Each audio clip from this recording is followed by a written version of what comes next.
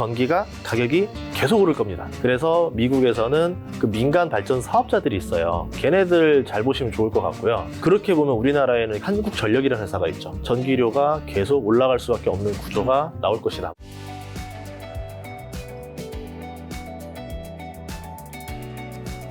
자, 그러면 이제 AI 시대가 점차 계속 본격화되고 있고, 아까 말씀해 주신 대로 AI 시대가 되면 전력 수요가 급증한다고 말씀해 주셨고, 많은 분들 공감하실 텐데, 이게 당연히 뭐 SMR이라든가 에너지 관련주들은 혜택을 받을 것 같은데, AI 발전 혹시 우리가 모르고 있는 좀 스물스의 주 찾는다면 또 어떤 회사들 주목해야 될까? 아까 전에 언급해 주신 것 중에 하나는 또 AI 서비스. 소부장보다는 이제 서비스 쪽인 것 같다, 또. 전력도 소부장이 먼저 오르고, 그 다음에 이제 그걸 가지고 운영하는 회사가 돈을 벌고 그 다음이 전기를 사서 뭔가 또 물건을 파는 회사들이 돈을 벌겠죠. 이 세 가지 구조인데 너무 많이 올랐어요. 변압기, 전선 다 올랐죠. 제가 여기 저번에 나왔을 때 예전에 무슨 주식 가지고 얘기했어요? 네, 2월 초순에 나오셨어요. 2월 초순 전에 한 번 더 나왔을 때가 해저 케이블 얘기했을 거예요. 얘기한 적 있어요. 네, 근데 그때만 해도 무슨 해저 케이블이 뭐야 이래. 왜냐면 해저 케이블 통신선으로 다 알고 있어요. 네. 통신 케이블로 알고 있는데 전력도 갈 수 있습니다. 왜냐면 해상풍력. 해상풍력 깔면 해저 케이블 안에다가 구리선 깔아가지고 전선을 해야 되니까 해저 케이블 기술이 전 세계에 몇 군데 없고 그 중에 하나가 우리나라에 KT 서브마린 회사에 있었는데 그걸 LS가 인수를 하더라. 전선 회사가 저걸 왜 인수하지? 라고 봤는데 해상풍력 그리고 구리로 다 천하통일이 되잖아요. 그러면서 앞으로 이쪽으로 수주가 엄청 나오겠구나. 자기네가 다 발주를 할 수 있잖아요. 그래서 이게 각이 보이네 라고 해서 그때 이야기했었던 게 해저 케이블이었었고 그게 조금 올랐었을 거예요. 근데 어쨌든 다 소부장 이제 끝나고 나면 뭘 봐야 되냐면 설치를 했어요. 그 다음에는 전기를 생산해서 팔아야 되겠죠. 근데 아까 얘기했던 대로 전기가 가격이 계속 오를 겁니다. 당장 뭐 눈에 보이는 거는 모르겠지만 이제 5년 계약 끝나고 10년 계약 끝나고 또 장기 계약 맺을 때 그때 전기료는 더블 뭐 이렇게 간다던가 이렇게 되면 그러면 지금의 딱 손익분기점에서 설치를 했던 사업자들은 다음번에는 더 비싸게 팔 수 있겠죠. 그래서 미국에서는 그 민간 발전 사업자들이 있어요. 걔네들 주가가 형편없는 이유가 가이던스가 뭐 연평균 성장률 3% 4% 보고 있거든요. 재미없는 주식이라 그래서 그냥 배당주 정도로만 내려가 있는데 걔네들 잘 보시면 좋을 것 같고요. 두 번째는 그렇게 보면 우리나라에는 한국전력이라는 회사가 있죠. 한국전력도 전기료가 계속 올라갈 수밖에 없는 구조가 나올 것이다. 물론 뭐 당장은 좀 어려울 수 있는데 한 5년 10년 뒤에는 지금 전기료는 아닐 겁니다. 아마 10년 뒤에는 이런 얘기할 것 같아요. 그때 전기료 정말 쌌는데 에어컨 정말 마음껏 팡팡 떼고 잤는데 전기료 무서워서 못 살겠네. 이렇게 되지 않을까. 그러면 한전이 좀 돈을 벌겠죠. 지금 설치해놓은 걸로. 예. 자, 증권보험주에 대한 또 증권사들의 투자 의견이 줄줄이 하향 조정되고 있던데 이게 우리가 코스피 5천을 향해 간다고 하는데 그렇게 하면 사실 증권사는 굉장히 좋을 것 같은데 돈을 많이 벌 테니까요. 아무래도 수수료로. 근데 왜 줄줄이 하향 조정되고 있는지랑 소장님 어떻게 보시나요? 두 가지 이유 때문에 뭐 제가 어떤 이유 때문에 제가 가진 이유는 두 가지였거든요. 첫 번째가 국내 주식 국장 투자자가 많을 때와 미장 투자자가 많을 때 증권사는 돈을 어디서 많이 버는가를 보셔야 돼요. 미장 투자자가 5배에서 10배 가까이 수익을 줍니다. 산술적으로 그렇지 않다라 생각할 수도 있겠지만 왜 그러냐면 환전 수수료까지 먹고요. 이 환전 수수료가 재밌는 게 그 대낮에 환전할 때와 야간에 환전할 때가 좀 달라요. 뭐 야간하면은 뭐 다음날 기준으로 한다 하지만 그 안에서 차익이 합리적으로 돌아가긴 하지만 우리 재고를 가지고 이렇게 써먹을 수도 있잖아요. 그래서 실질적으로 환전 수수료와 미국 주식 수수료로 재미를 많이 봤어요. 그럼 국장이 여기서 미장 좋은 상태에서 국장 좋아지면은 당연히 상관이 없는데 미국장에 투자한 사람들이 우리나라 사람들 영끌했죠. 중국 영끌했죠. 일본 사람들 영끌했죠. 이제 그렇게 해서 온갖 유동성을 강제로 끌어온 상태에서 여기서 만약에 미장이 재미가 없어지면 돈들이 다시 다 쫙 빠져나가겠죠. 다시 국장을 하게 될 거예요. 그렇게 되는 얘기가 뭐냐면 국장 수수료가 재미가 없을 것이다. 1번입니다. 그럼 미장 수수료가 재미가 없어질 거고 그렇게 되면 국장으로 쏠린다 한들 막상 그 증권사들의 수수료 브로커리지 수익이 생각보다 크진 않은 거죠. 기대만큼은. 그게 1번이고 두 번째는 상법 개정이에요. 그 주주들의 입김이 세졌기 때문에 옛날처럼 그 물적 분할이라던가 뭐 분할 상장, 뭐 이제 쪼개기 상장 이런 게 쉽지가 않을 거예요. 그 얘기는 증권사들의 가장 수입원 중에 하나가 이제 IPO 수익이었는데 그 IPO 수익을 내기가 까다로워졌다라는 거죠. 뭐 물적 분할 하든 말든 뭐 이렇게 하고 또 공모주로 뭐 하고 이렇게 되면 되는데 그런 점에서 조금 어렵지 않을까. 이런 점들 때문에 우리가 예상한 것보다는 조금 이익 전망치가 좀 하향되지 않겠는가 이렇게 봤었습니다. 실제로 소장님도 그렇게 보신다는 거죠? 예, 제 생각입니다. 예. 네. 자, 그리고 또 최근 실적이 개선된 기업 중에서 그럼 투자자들이 좀 주목해야 될 종목은 혹시 뭐 있을까요? 식품주요. 안 오른 건 얘밖에 없어요. 지금 뭐 거의 오를 건 다 올라가지고 식품주들 실적이 보시면 매출 영업이익이 연 10% 이상으로 바뀐 기업들이 나와요. 올해 실적부터 그렇게 찍힌 회사들이 뜨기 시작하고 여러 개 있더라고요. 그리고 이 회사들 영업이익률이 예전에는 뭐 3% 4% 이러다가 10%대로 등장하기 시작할 겁니다. 1년 안에. 예, 이렇게 되면은 식품주는 경기 방어주의인데 넷플릭스라던가 우리나라 아이돌, 유튜버, 틱톡을 타고 해외에서 이제 인기 있는 핫한 제품을 파는 회사로 바뀌게 될 것 같아요. 삼양식품 같은 거죠. 네, 제2의 삼양식품이 계속 나올 것 같아서 이런 기업들이 많이 있으니까 여러분들이 잘 주목해보면 좋겠다.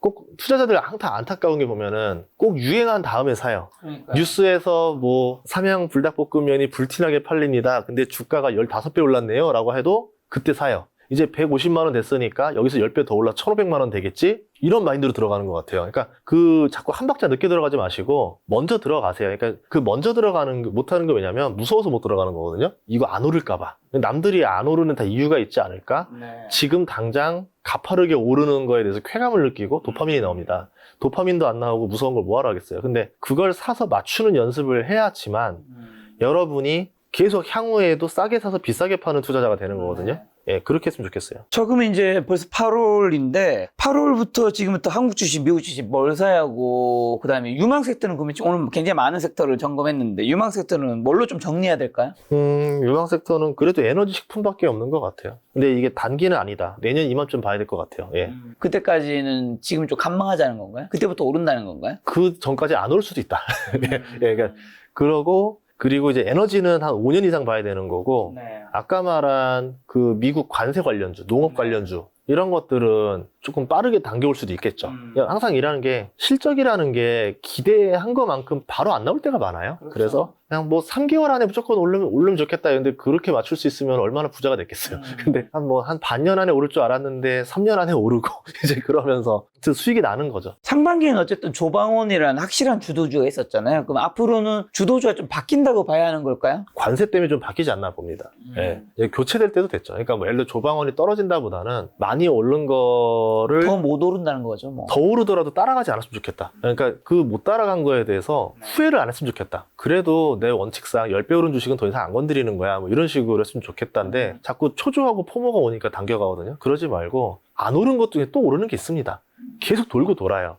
저번에도 뭐 그 화장품주도 안 오른다 또 올라갔고 엔터도 한창 박살났었다가 이제 하이브 사태 때 터지고 나서도 하이브 주가가 더 올랐었고 지금 보면은 또 한한령 같은 경우 해제된다 안 된다는 얘기 있거든요. 저는 될 거라고 봐요. 그 한한령 관련 수혜주들도 몇몇 있어요. 그것도 사서 기다리는 방법도 있을 거고 방법은 여러 가지 있겠죠. 한한령 수혜주는 뭐 엔터나 화장품, 카지노. 예. 그 중에서 고르면 되는 걸까요? 그쵸.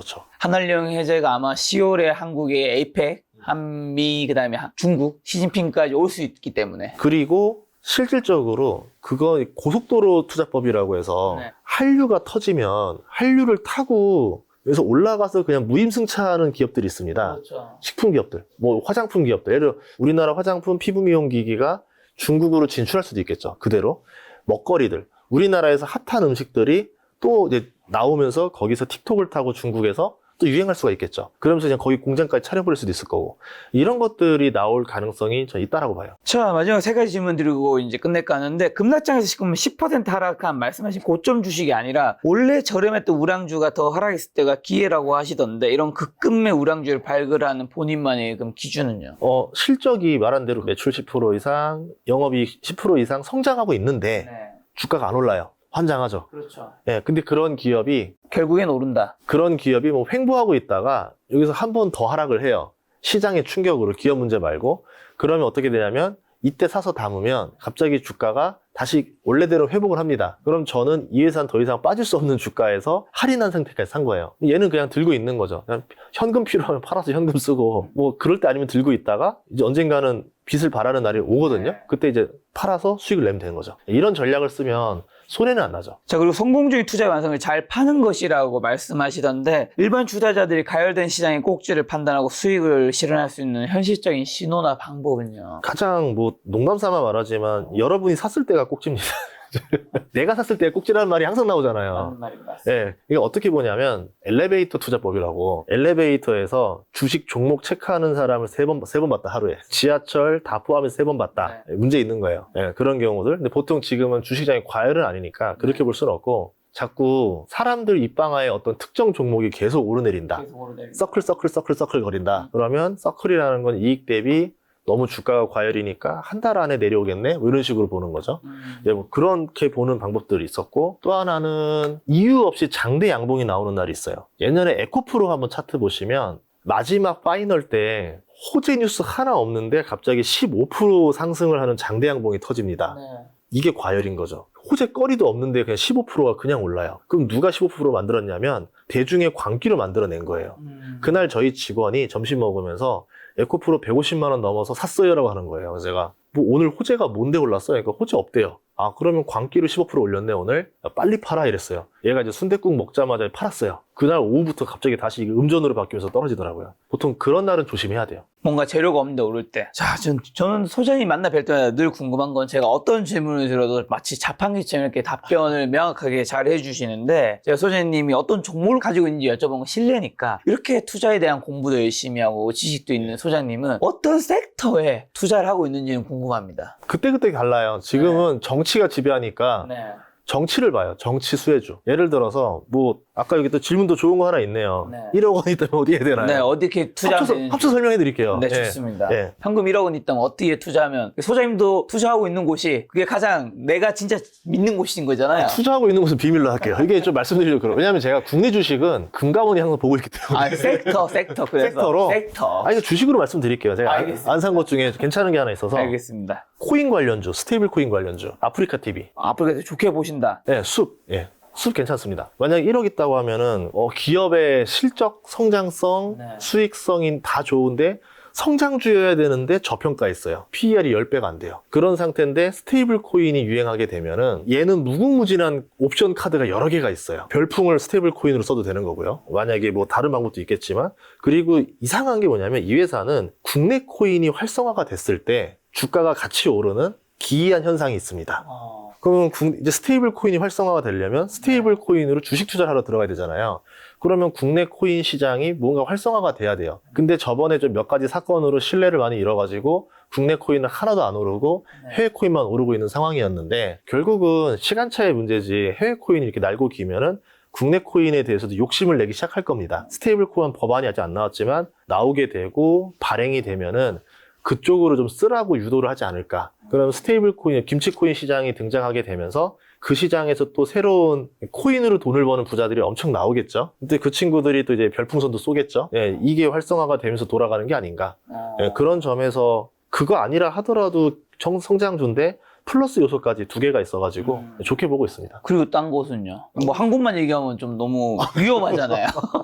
하나 몰빵 투자하면 안 되시니까 다른 것도 좀 얘기를 해주신다면.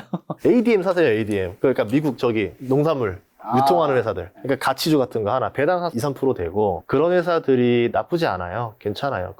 아마 농산물 관련해서 바로바로 반응이 올 수도 있어가지고 좀 기후 변화가 심각해지면서 그런 회사들이 더 각광받지 않겠나. 뭐 워낙 제일 좋아하는 거는 시간만 준다면 보통 유튜브에서 말하기 힘든 게 말하면은 당장 올라야 돼가지고 사람들이 이제 그런 게 있는데 그게 아니다. 그냥 우리 아들한테 사주겠다.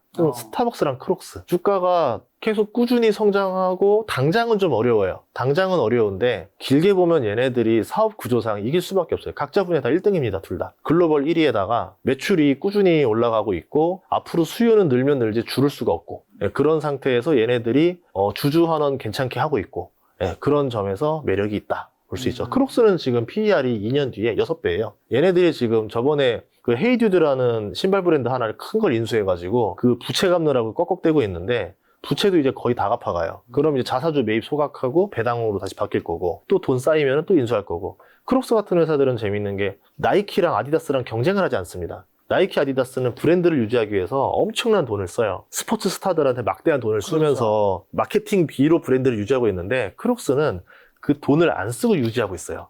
그리고 나이키랑 아디다스에서도 크록스와 비슷한 신발들을 만들어서 팔고 있지만 이거를 적극적으로 홍보하기도 애매해요.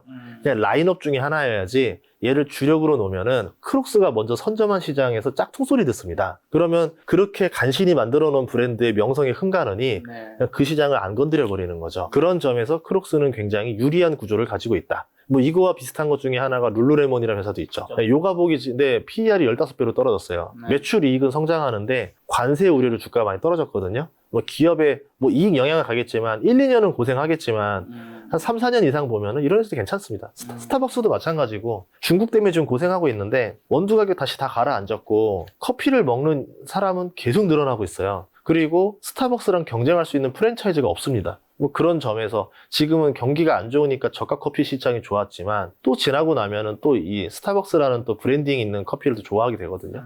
그런 점에서는 저는 괜찮다 이렇게 보고 있어요. 알겠습니다. 오늘 긴 시간 함께 해주셨는데 마지막으로 그냥 하반기 주식 투자 포인트란 눈여겨봐야 될 변수 찝어주시면서 저희 시청자분들에게 투자전 한마디만 해주고 가주신다면요. 이제 하반기에 관세가 시작되니까 이게 얼마나 경제에 영향을 끼치나를 좀 보시면 좋을 것 같아요. 이제 아마 경제에 영향을 끼칠 겁니다. 근데 당장 한 달 안 끼친다고 해서 문제 없네라고 할 수도 있지만 시간이 누적될수록 유동성을 갉아먹는 일이 될 거예요. 시장에 도는 유동성을 미국이 관세로 계속 뺏어가기 때문에 그런 점에서 관세와 관련된 주식들을 잘 보셨으면 좋겠습니다. 알겠습니다. 소장님과는 또 다음번에 인사드리도록 하겠습니다. 오늘 만남의 손님은 전인구 소장님이었습니다. 지금까지 소중한 시간 함께 해주셔서 정말 감사합니다. 오늘도 김 작가였습니다. 고생 많으셨습니다. 네, 고맙습니다.